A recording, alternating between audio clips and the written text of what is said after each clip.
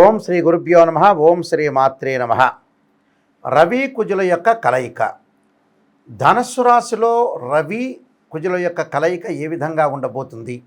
December 16వ తారీఖు నుంచి జనవరి 14వ తారీఖు వరకు కూడా ఈ రవి కుజులు గురుక్షేత్రమైన ధనస్సు రాశిలో కంజంక్షన్ అయ్యారు. రవి సహజంగా ఉద్యోగకారకుడు, ఆరోగ్యాన్ని ఇచ్చేవాడు. అలానే ప్రతిదీ కూడా ఏదైతే ఆరోగ్యమే కాకుండా ఉద్యోగం అంటే ధనం మూలం మిదం జగత్ అంటారు. ధనం సంపాదించాలంటే ఉద్యోగం అనేది అవసరం. రవి ఏదైతే ఉద్యోగకారకుడు, దాని యొక్క కారకత్వాలు లోపలికి వెళ్తే ఏదైతే రవి ఆరోగ్యాన్ని ప్రసాదించే గ్రహం అంటాం. అలానే కుజుడు అంగారకుడు, అంటే ప్రమాదాలు జరగకుండా కోర్టు సమస్యలు, అలానే కెమికల్ కంపెనీలు, రియల్ ఎస్టేటు, కన్స్ట్రక్షను, మేస్త్రి, మెకానికల్ ఇంజనీర్లు, అలానే రవి మెడికల్ సంబంధించినవి. అలానే రవి కుజుల యొక్క కలయిక ఏదైతే ధనస్సు క్షేత్రంలో ఉందో కోర్టు వ్యవహారాలు, రక్షణ శాఖ, పోలీస్ డిపార్ట్మెంటు, మెడికలు, ఇన్సూరెన్సులు, అడ్వకేట్సు, ఇవన్నీ కూడా కారకత్వాలు కలిగిన గ్రహాలు ఏమిటంటే రవి కుజుడు. ఈ రవి కుజులు మరి మంచి క్షేత్రమైన గురుక్షేత్రమైన ధనస్సులో కంజంక్షన్ కావటం, అంటే ధనస్సులో కలయిక కలవటం. సహజంగా రవి కుజులు మిత్రులు. కుజుడు రవికి మిత్రుడు, రవి కుజుడికి మిత్రుడు. అలానే రవి గురువుకి మిత్రుడు, గురువు రవికి మిత్రుడు, కుజుడు గురువుకు మిత్రుడు అవుతాడు ఇక్కడ. అలానే ఇక్కడ మరి డిసెంబరు 16 నుంచి జనవరి 14 వరకు కూడా ఏ విధంగా ఉండబోతుందో ఒకసారి చూద్దాము. సహజంగా ఇవన్నీ కూడా గోచారీత్యా చెప్పబడే ఫలితాలు అంటారు. గోచారంలో రవి వాళ్ళ రాశి నుంచి 3, 6, 10, 11 స్థానంలో సుఫలితాన్ని ఇస్తాడు. అలానే కుజుడు వాళ్ళ రాశి దగ్గర నుంచి 3, 6, 11 స్థానాల్లో సుఫలితాన్ని ఇస్తాడు.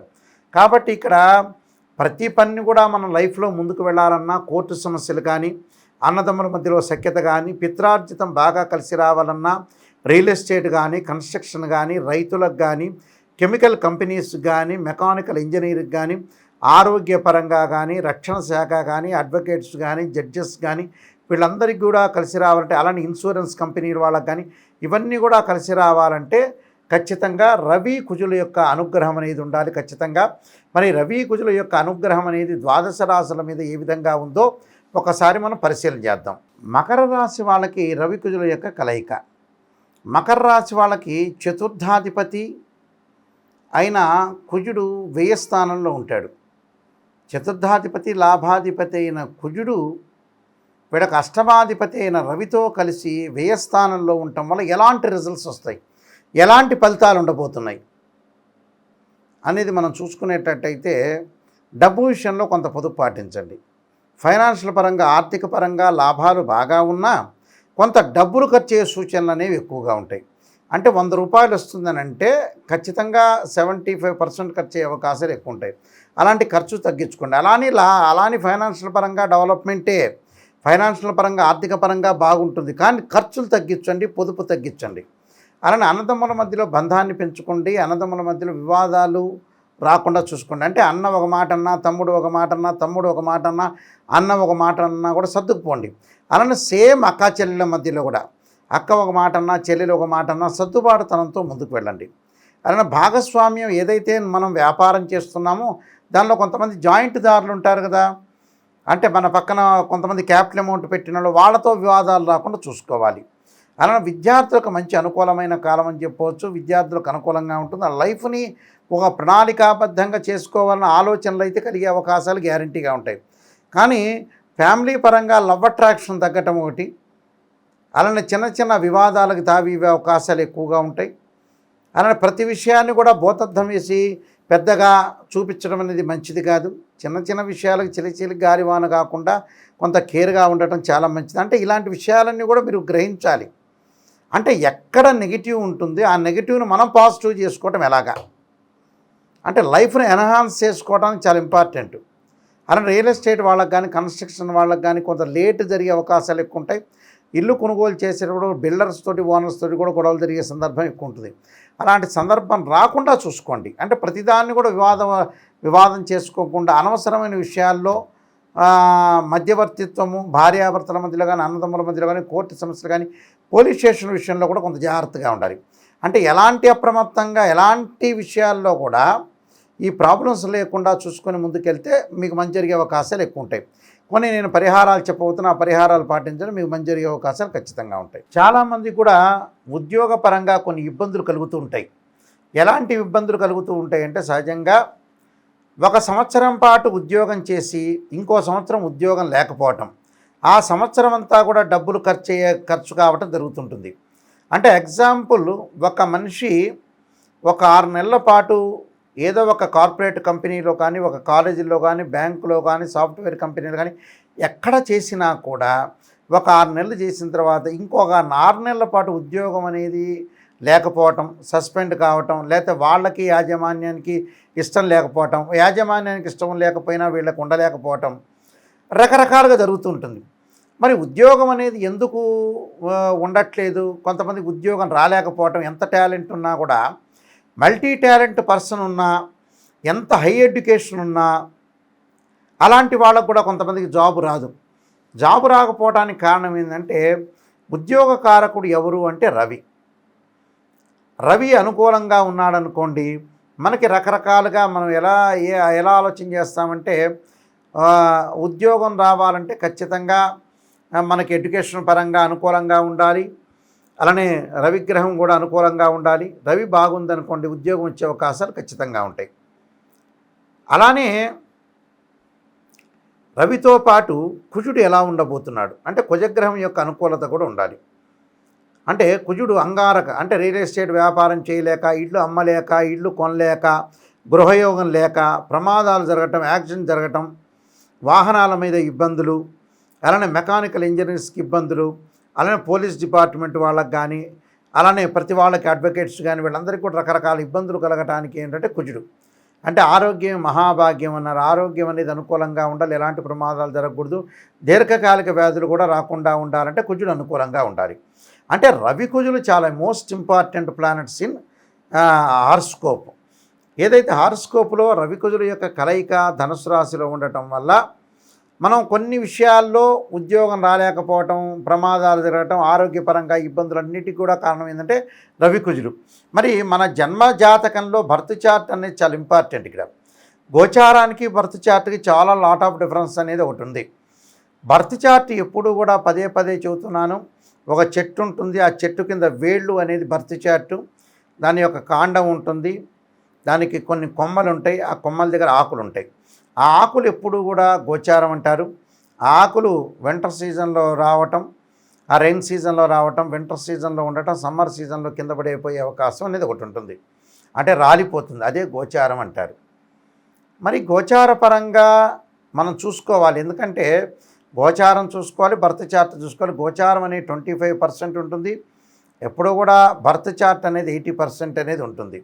బర్త్ చార్ట్ చాలా ప్రాధాన్యత ఉంటుంది. కానీ గోచారం ఎందుకు చూసుకోవాలి నాయకంటి గారు అని అంటే, ఆవగింజంత అదృష్టం ఉండాలంటే ఎంత కృషి చేసినా ఆవగింజంత అదృష్టం ఉండాలంటారు. అదే కారణం. అంటే వితిన్ సెకండ్లో మనకు అదృష్టం రావటం కానీ, దురదృష్టం రావటం కానీ జరుగుతుంటుంది. ఆ దురదృష్టం అనేది రాకూడదనే ఉద్దేశంతో అదృష్టం రావాలని మనం గోచారం చూసుకుంటాం. దాని యొక్క సూచనలు పాటించి దాన్ని ప్రత్యేకంగా మనం రెమెడీస్ చేసుకుంటాం. ఆ రెమెడీస్ చేసుకోవటమే చాలా ఇంపార్టెంట్గా మనం ప్రాధాన్యత అనేది ఉంటుంది. అంటే ఇక్కడ రవి కుజుల యొక్క రెమెడీస్ కొన్ని చేసుకోవాలి. రవి బాగలేదనుకోండి జాతకంలో, ఖచ్చితంగా జిల్లేడు సమితులతో హోమము, సౌరపాస్పదాస రుద్రాభిషేకము, ఆదిత్యాయుధే సహస్రమూర్తాయ ధీమహి తన్నో సూర్య ప్రచోదయాత్ అనే మంత్రాన్ని, ఆదిత్యాయుధే సహస్రకిరణాయ ధీమహి తన్నో సూర్య ప్రచోదయాత్ అనే మంత్రాన్ని, సూర్యగాయత్రి మంత్రాన్ని, సూర్య నమస్కారాలు, సూర్య అష్టకాన్ని చదువుకోవాలి.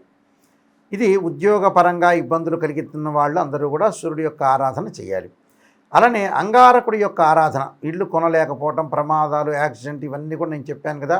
అంగారకుడు బాగలేదనుకోండి, అంగారకాయుధే శక్తిహస్తాయ ధీమహి తన్నో భౌమ ప్రచోదయాత్, తత్పురుషాయుధే మహాసేనాయ ధీమహి తన్నో షణ్ముఖ ప్రచోదయాత్ అనే మంత్రాన్ని, అలానే ధరణీగర్భ సంభూతం విద్యుత్కాంతి సమప్రభం కుమార శక్తిహస్తంచ మంగళం ప్రణమామ్యం అనే మంత్రాన్ని, అలానే అంగారక పాశుపదాస రుద్రాభిషేకాన్ని, అంగారక పాశుపద హోమము, కందులు, గోధుమలు, ఎర్రని వస్త్రము, అలానే ఎర్రని పూలు దానం చేయాలి.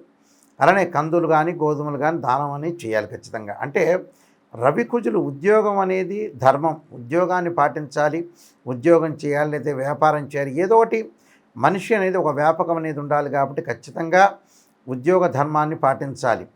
కాబట్టి ఇక్కడ రవికుజుల యొక్క దోషం అనేది జన్మ జాతకంలో ఉన్న గోచారంలో ఉన్న దాని యొక్క రెమెడీ చేసుకొని ముందుకు వెళ్ళాలి. రెమెడీ చేసుకొని వెళ్తే మనకు మంచి జరిగే అవకాశాలు ఖచ్చితంగా ఉంటాయి.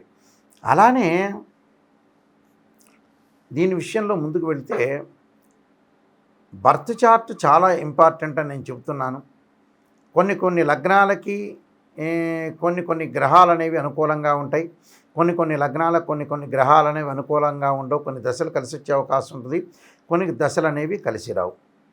అలానే నేను చాలా పుస్తకాలు రాశాను. కాలసర్పయోగము, కాలసర్పయోగ చంద్రిక, రాహుకేతువులు, ఛాయాగ్రహాలు, అలానే జాతక చంద్రిక, వివాహ మార్తాండము, స్వప్నశాస్త్రము, సర్వదేవత గోత్ర పరులు పార్ట్ 1 పార్ట్ 2, స్వప్నశాస్త్ర దీపిక, అలానే బృహత్ పరిహార సింధు, నవగ్రహాలకి స్తోత్ర పారాయణాలు, అలానే నవగ్రహ దోషములు పోవటానికి చక్కగా కొన్ని పారాయణ స్తోత్ర పారాయణాలకు సంబంధించిన పుస్తకాలు రాశాను.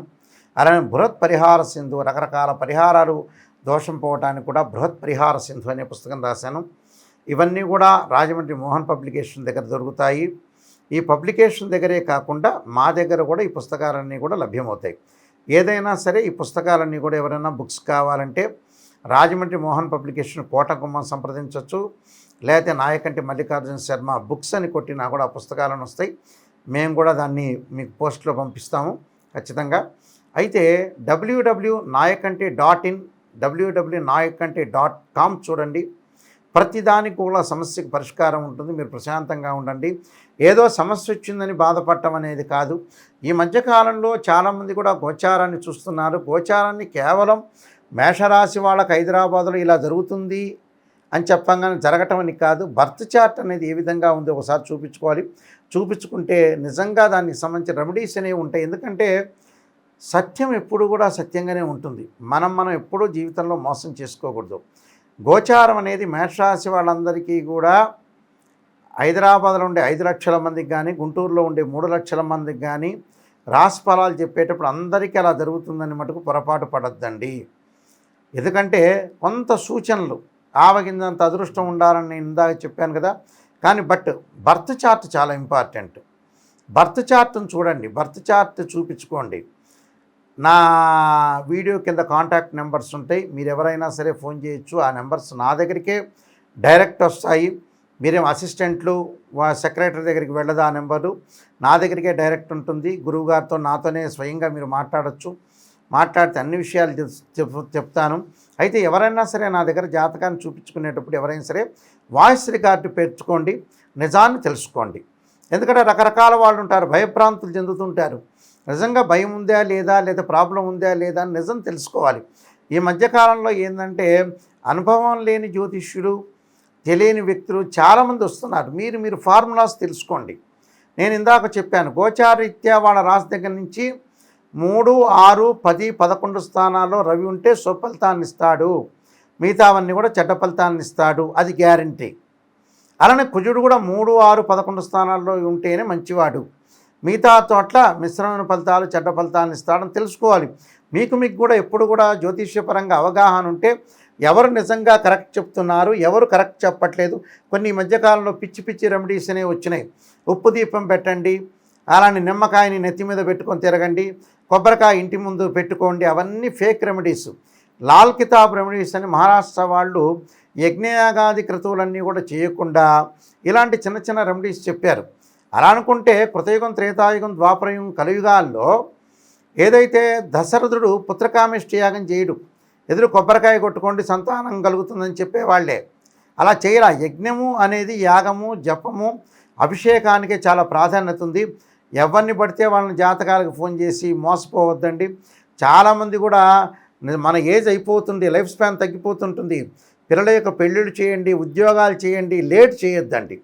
లేట్ చేసుకోకుండా జీవితం అనేది 50 ఏళ్ళు 55 ఏళ్ళు కాగానే ఎవరు కూడా ఉద్యోగం చేయలేకపోతున్నారు, ఎవరు కూడా బిజినెస్ చేయలేకపోతున్నారు.